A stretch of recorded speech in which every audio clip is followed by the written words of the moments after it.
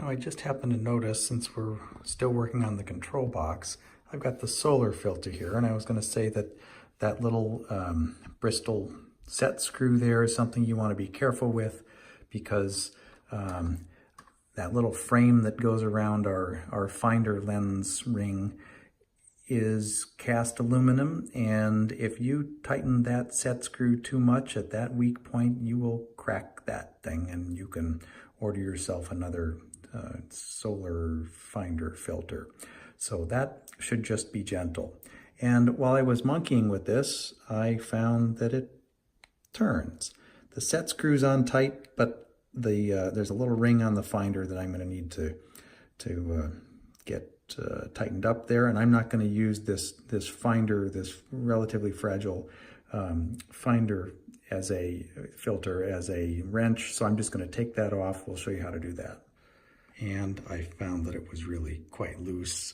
I barely even needed to turn that screw at all. The screw wasn't tight, and then this just slips right off.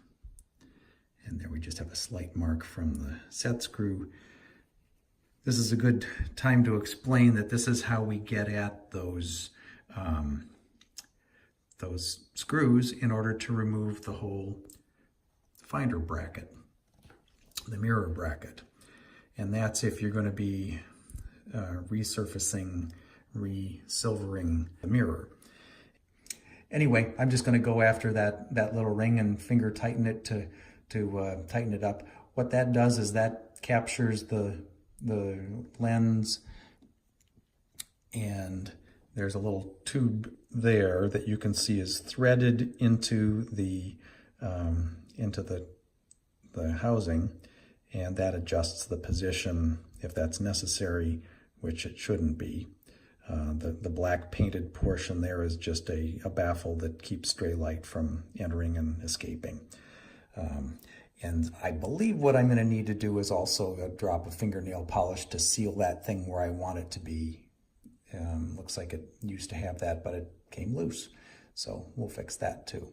I'm a big fan of clear fingernail polish. That's what we use to secure the finder mirror adjustment screws. I thought I would show you here. As I fiddled with it, it turns out that the whole thing is turning.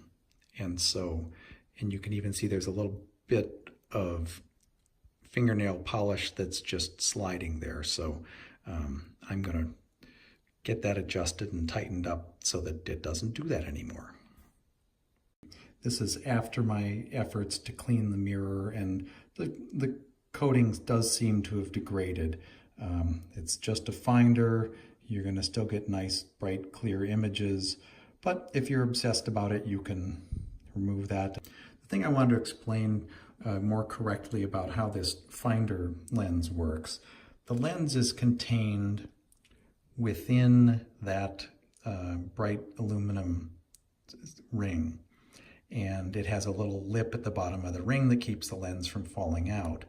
And then what holds the lens in at the top is this threaded tube that both threads into the control box and threads into the internally threaded bright aluminum ring. And so what we do is, when we've got the lens positioned in there, the threaded tube is gently threaded down just to constrain the lens and keep it from rattling. And then the whole thing, using the ring, is screwed tight up against the bottom face of the control box. And that's what binds the threaded tube. And that prevents anything from torquing down hard against those finder lenses. That's important. If your finder lens has failed and you need to replace it, you can take the whole thing apart, and that's not a big deal. Before I replace the finder solar filter, now that I've snugged up the finder lens ring, I should note that every solar filter has this little set screw. It's a nylon screw. It's got a slotted head, and that's to adjust the tension. So the last thing you want with your solar filter is to have it flopping around when you are relying on it to protect your eyes. So that wants to be snug, snug enough to reliably stay closed. When installing the solar filter, you have it in the closed position, which establishes the depth. I've had some that are very tight, some that even needed to have some at least sanding to adjust the diameters. But you want to get the shaft of the knob in the proper parallel axis. So I'm going to put that on there and tighten up that screw. As I said before, be very careful about how tight you make that screw, because if you torque this a little too much, the next thing you hear will be pop, and you'll get a nice crack in that frame there. One more thing about that Finder solar filter, I've had models where it will easily hit the mirror as it swings down, and you just need to fuss a little bit. As different components have different dimensions, you may need to choke the ring up higher on there to get it installed and then slide it back down and so on. So beware of some interference, and you can usually work around it. If I'm going to get around to resilvering the diagonal mirror for this Finder, I will then remove the solar filter, remove the whole bracket, and we'll do the whole procedure while it's separate, because trying to do this all and remove those while it's attached to the control box or the telescope is a real project. I'm going to replace and replate the Finder mirror here, and so I'm going to show you how we can best do that. So first step is remove the solar filter with the small Bristol wrench. Next step, this is a new one, so this is a 2mm Allen wrench, which means it's a ball end wrench, which is much easier than an older scope is going to have a Bristol wrench. And that means that the Bristol wrench won't fit in here. You'll need to get in there with an L-shaped and turn it maybe 1/6 of a turn at a time very patiently until it's loose enough that you can wedge the end of a Q-tip stick or toothpick in there and just use that to cheat. Be careful about doing that if you leave fibers and junk in your fasteners that make it hard to get the tool in when you need to. And then we'll get the two on the other side this way. Here you can get a straight shot in there with a longer Allen, with longer Bristol wrench, and or with a conventional Allen wrench. But by all means, get some ball head Bondus wrenches.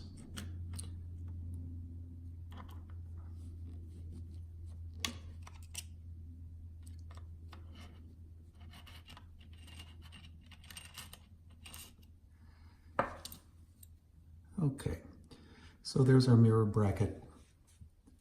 Incidentally, you don't have to remove the control box to do this. This can be all attached to your scope. It's just handy. And while I'm here, I'm going to put a little adhesive here to have this, the Finder lens retainer ring stay attached. So the next step is to remove these screws. They are all sealed in there, so I'm going to go with them with my non-scratching regulation tool, also known as a fingernail. And this is only 10 years old, so these are really tight. Instead, I'm going to go after that with a, because usually they're flaking off if they're 30 or 40 years old. I'm going to get in here with a little jeweler's screwdriver. I'm going to carve the goop out of the screw slot, and then I'm just going to unscrew these. But these stainless steel brackets for the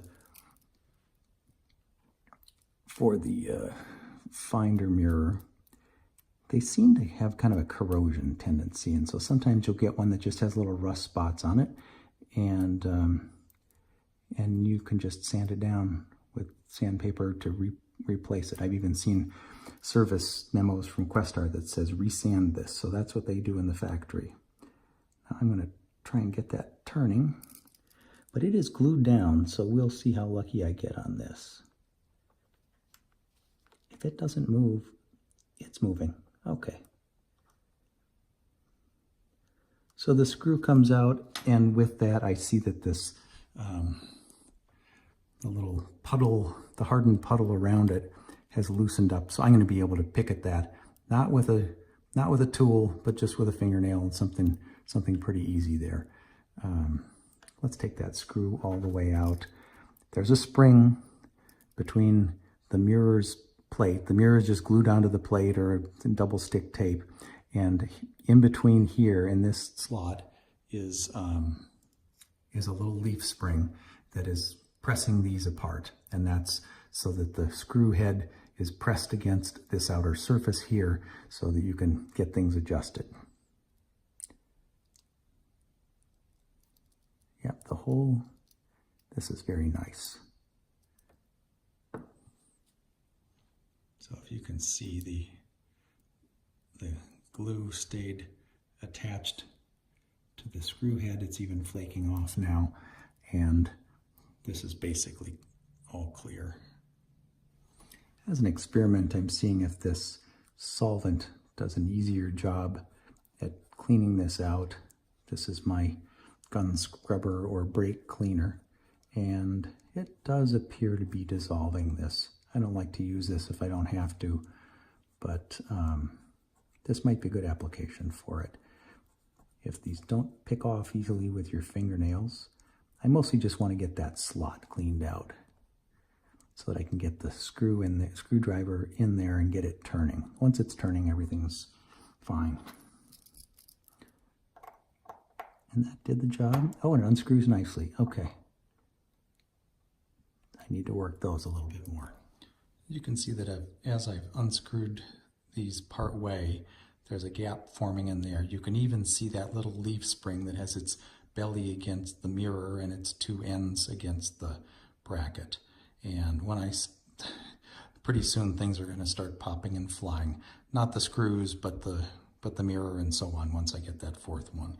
So we'll just get that off and see if anything dramatic happens here.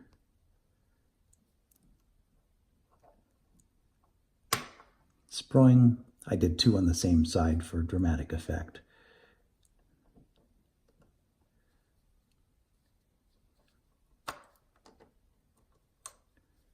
And there we go.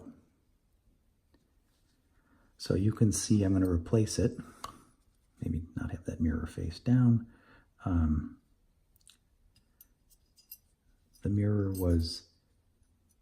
The spring was belly against the mirror like this, and that provides the tension. I'm also noting which way I preserve the orientation of the mirror, so I know just in case there's a difference, it's nice to know which way it went. My goal is to put it back the same way. And you can see, I'll keep our orientation the same. You can see that the mirror hangs past the plate farther on this side. And so that means the mirror hangs down and extends out there a little farther. If you turn it around the other way, I guess there's a risk that your finder view might be missing part of the cone of light. So that's what I recommend you do. And you'll notice, I'll remove this, that these screws are they are not tapped into this bracket. They just slide through. They're tapped into the mirror back plate. And then the next thing I'm going to do is, because it's handy, I have a nice newly recoated finder mirror on hand, so I don't have to take this out of commission while I'm sending it away. I'm going to get this one that I had done earlier this year and just bring it out and check my orientation on it. Very inexpensive to recoat these. You can go to, there's a couple suppliers and they vary by about a factor of 2. And this is easy work for them to do. They can make money at about 25 bucks a pop or 29 or something like that.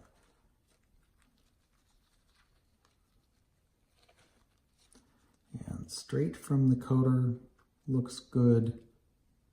And I don't know if you can see, but let's see if we can illustrate the difference between a nicely coated mirror and a not so nice. There's with bright light on it, and there's one that's nice and clean. So both of them side by side, equal lighting. You can see one of them has degraded coating. It probably is at 90% and it'll work just fine, but I'm persnickety enough to want to get that fixed. It turns out that this stuff doesn't come off very easily. Congratulations to Questar for an adhesive that really stays. Every other example was just ready to chip and flake right off. The brake cleaner really does not dissolve it at all like I thought, and picking at it with fingernails is really the only approach, so a few minutes of patience is the trick. Opportunity for you to clean up if you have an old model with a bunch of gunk that was trapped underneath the bracket. You can clean this up, being careful, of course, to not use solvents to attack that paint because it'll deface it. Then again, that's a good spot. If they say pick an inconspicuous area to test, go after it with your preferred solvent and a Q-tip and see what happens to the paint in a place that's going to be hidden forever. Also, given that this metal can sometimes develop corrosion, and I've just spent 10 minutes with my sweaty hands on it, I'm going to give it a good cleaning and probably a little car wax just to seal it up before we put it back together. I also add that unlike many other models I've seen, this had no lubricant here. I use a little grease trick just to kind of stick things together and keeps things sliding. That's not necessary, but that's not a bad idea, and it's consistent with what some of the others are doing. And then this is our tool for reassembling things. This gets a little tricky, and this is the fussy part. So I'll get things set up and show you how we do that. So I've fabricated a little fixture from a cardboard box. I have cut slots that are 40 millimeters long, 10 millimeters wide, with a bridge 22 millimeters wide. Those numbers aren't terribly important, but this is just an approximation. So we've got our box with the two gaps here. We have the mirror face down in the right position on the lens paper, and I have put a little drop of grease on the back of this, and that helps keep this spring from moving around. The spring is long enough that it is straddled by the screw holes on the plate, and that's going to be part of our orientation issue here. So then we take our bracket. I've put 2 screws in diagonal positions, and we put this bracket down into our device here, slide the mirror into position. Now here is my trick. The trick is you look down through these screw holes and you see the screw holes down below to make sure you're in alignment. And so we have 2 of these open. I'm getting the light bright down and low so that I can see through there. And so I want to just get this aligned so that I can see the 2 holes, and I see it. And then there's quite a bit of compression here. Squeeze it down until those screws start erupting up a little bit. And if the diagonal screws are in the right position, so should the installed screws. So should the ones that are present. And that one bit nicely. This one bit, well, it's going even easier the second time. So now we've got the mirror retained.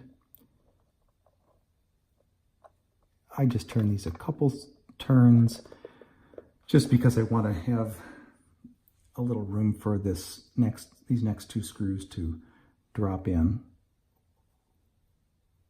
and stand up. And there, that drops in nicely.